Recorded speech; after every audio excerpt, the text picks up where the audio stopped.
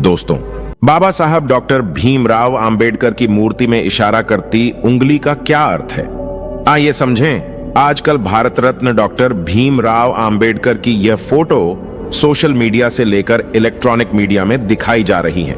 आखिर इसी फोटो का उपयोग प्रचार प्रसार में क्यों किया जा रहा है? तो आइए जानते हैं इसे एक कहानी के माध्यम से। एक बार एक लड़का अपने पिता के साथ डॉक्टर भीमराव अंबेडकर जयंती की भव्य रैली में गया। वापस घर आने पर अपने पापा से प्रश्न पूछने लगा। लड़के ने कहा, पिताजी, बाबा साहेब हमेशा सूट बूट में ही क्यों रहते थे? पिताजी ने कहा, बेटा, क्योंकि बाबा साहेब ने बचपन में ही वो कड़वी यातनाएं झेली थीं, जो आज का कोई भी व्यक्ति नहीं झेल सकता है। जब उन्हें पाठशाला में पानी पीने के लिए भी किसी सवर्ण जाति के शिक्षक अथवा चपरासी पर निर्भर रहना पड़ता था, क्योंकि कोई अछूत अपने हाथ से पानी नहीं ले सकता था। उस समय अपने देश भारत की यह स्थिति थी। बड़ौदा के महाराज गायकवाड़ ने बाबा साहब भीमराव अंबेडकर को स्कॉलरशिप देकर पढ़ने के लिए विदेश भेजा। जब वे पढ़ लिख कर भारत वापस आए, तब भी स्थिति वैसी ही थी जैसी बाबा साहब छोड़कर गए थे, क्योंकि बाबा साहब को लगता था कि देश के अछूतों को आजादी से कहीं ज्यादा समानता की आवश्यकता है। तब जाकर बाबा साहब अंबेडकर ने भारत में समाज सुधार का कार्य किया। उन्हें लगता था कि मेरा समाज भी अच्छे कपड़े पहने। यदि मैं सुटबुट में रहूंगा तो मेरा समाज मुझसे प्रेरणा लेकर और मुझे आदर्श मानकर खुद भी सूट बूट पहनेगा। लड़के ने कहा, ठीक है पिताजी, आज से मैं भी सूट बूट में ही रहूंगा। फिर लड़के ने पूछा, अच्छा पिताजी, बाबा साहब की जेब में हमेशा पेन अर्थात कमल क्यों रहता था? इस पर लड़के के पिताजी ने कहा, बहुत अच्छा प्रश्न पूछा बेटा। कलम होने का मतलब है शिक्षित होना ही सबसे जरूरी काम है। अरे वो सिर्फ कलम नहीं है, बल्कि पीड़ितों, शोषित लोगों को गुलामी से मुक्त करने की वह आधुनिक तलवार है। उसी कलम से बाबा साहेब ने आगे चलकर भारतीय संविधान लिखा। लड़के ने कहा, पिताजी, मैं भी आज से अपनी जेब में कलम लगाऊंगा और खूब पढ़ाई करूंगा। लड़का आगे अपने पिताजी से कहता है कि पिताजी, मैं आपसे आखिरी प्रश्न पूछ रहा हूं। बाबा साहब उंगली का इशारा क्यों करते थे? आखिर इसकी क्या वजह थी और उनके हाथ में कौन सी किताब है? पिताजी ने कहा, बहुत अच्छा बेटा, बहुत सटीक और तर्कपूर्ण प्रश्न पूछा है आपने। बेटा, उनके हाथ में जो किताब है उसका नाम है भारतीय संविधान है।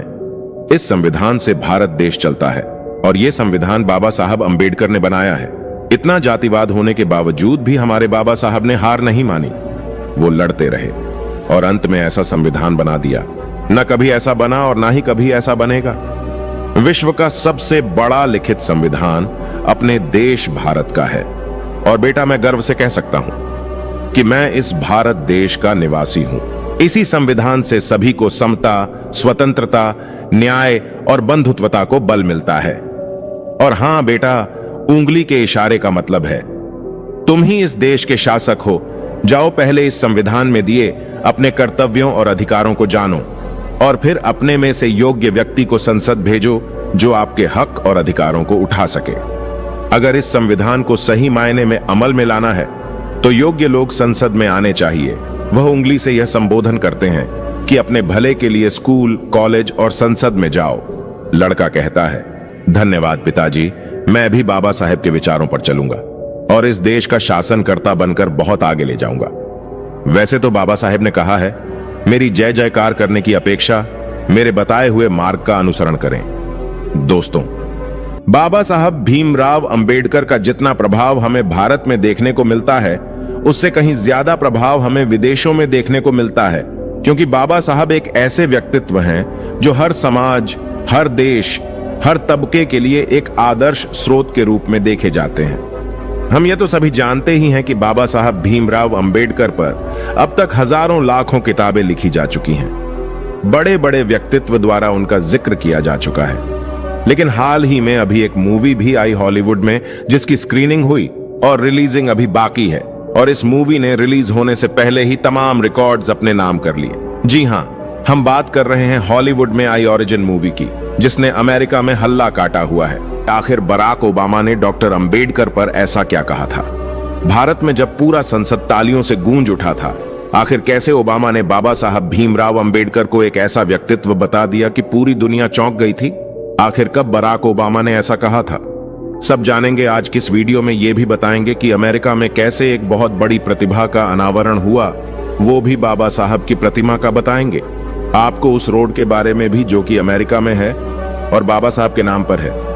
दोस्तों, इस तस्वीर में आप काफी सारे लोगों को हाथों में एक स्लेट लिए हुए देख रहे हैं जिस पर डॉक्टर BR अम्बेडकर वे लिखा हुआ है, जहां लोगों ने जय भीम का, गले में गमछा भी डाला हुआ है।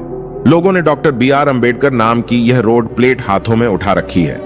दोस्तों, आपको बता दें कि यह अमेरिका की तस्वीरें हैं, जहां अमेरिका में न्यूयॉर्क सिटी में ही डॉक्टर भीमराव अंबेडकर स्ट्रीट का अनावरण किया गया। इस मौके पर जय भीम के नाले भी लगाए गए और अब से इस रास्ते को डॉक्टर अंबेडकर वे के नाम से जाना जाएगा।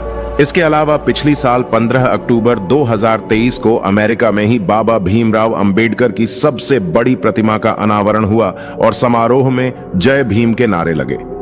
डॉक्टर भीमराव अंबेडकर की सबसे बड़ी प्रतिमा का औपचारिक रूप से अनावरण अमेरिका के मैरीलैंड शहर में किया गया। यह भारत से बाहर बाबा भीमराव अंबेडकर की सबसे बड़ी मूर्ति है। यह 19 फीट की मूर्ति है और इसे स्टैच्यू ऑफ इक्वलिटी के नाम से जाना जाता है। इसका जब अनावरण किया गया तो 500 से अधिक भारतीय और अमेरिकी लोग शामिल हुए और इन्होंने जय भीम के नारे लगाए।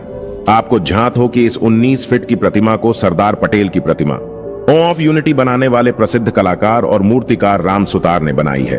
अब आते हैं बराक ओबामा पर। दुनिया की सबसे शक्तिशाली देश अमेरिका के तत्कालीन राष्ट्रपति ओबामा ने एक बार भारत के संसद में धूम मचा के रख दी थी जब उन्होंने बाबा साहब अंबेडकर पर एक बड़ा बयान दिया था। उन्होंने बाबा साहब अंबेडकर को सिंबल ऑफ नॉलेज कहा था और उस समय यह दुनिया में चर्चा का विषय बन गया था। आखिर उन्होंने ऐसा क्या कहा था, आप खुद इस वीडियो में देखिए। अंबेडकर जी के बारे में बराक ओबामा जी कहते हैं, प्रत्येक व्यक्ति अपनी ईश्वर प्रदत्त क्षमता को पूरा कर सकता है। जस्टिस डूलिट एक डुलिप जैसा डॉक्टर खुद को ऊपर उठा सकता है और संविधान के शब्दों को लिख सकता है। इसीलिए धन्यवाद बाबा साहब अंबेडकर का। अंत में ओबामा जी कहते हैं कि भारत और संयुक्त राज्य अमेरिका के बीच साझेदारी लंबे समय तक बनी रहे। इसके अलावा बाबा साहब अंबेडकर पर जो बराक ओबामा ने बोला, उसका पब्लिकली वीडियो यही उपलब्ध है। लेकिन कहा जाता है कि एक बार बाबा साहब अंबेडकर पर बराक ओबामा ने कहा था कि अगर अंबेडकर हमारे देश में पैदा होते तो सूर्य का नाम बदलकर अंबेडकर रख देते। आखिर क्या कहा था बराक ओबामा ने, यह आप खुद राजरत्न अंबेडकर के मुंह से सुन लीजिए। बराक ओबामा पता है ना आप सभी लोगों को, यह बाइडेन से पहले, ट्रंप से पहले वो यूएस के प्रेसिडेंट हुआ करते थे। यूएस के प्रेसिडेंट होते समय यह कहता, अगर बाबा साहब अंबेडकर हमारे देश में पैदा होते तो हम सूरज का नाम बदलकर अंबेडकर रख देते। यानी कि अब बाबा साहब अंबेडकर पूरी दुनिया में जाने जाते हैं क्योंकि अब उन पर हमेशा चर्चा होती रहती है। कोलंबिया यूनिवर्सिटी ने भी माना है अंबेडकर को ज्ञान का प्रतीक। आपको जानकर हैरानी होगी कि डॉक्टर अंबेडकर को कोलंबिया यूनिवर्सिटी ने अपनी टॉप लिस्ट में सबसे ऊपर रखा है। इसका मतलब यह हुआ अमेरिका खुद मानता है कि बाबा साहब आज तक के सबसे विद्वान व्यक्ति में से एक है। दोस्तों, आज की वीडियो में बस इतना ही। वीडियो पसंद आई हो तो एक लाइक करें और कमेंट बॉक्स में जय भीम जरूर लिखें। वीडियो को पूरा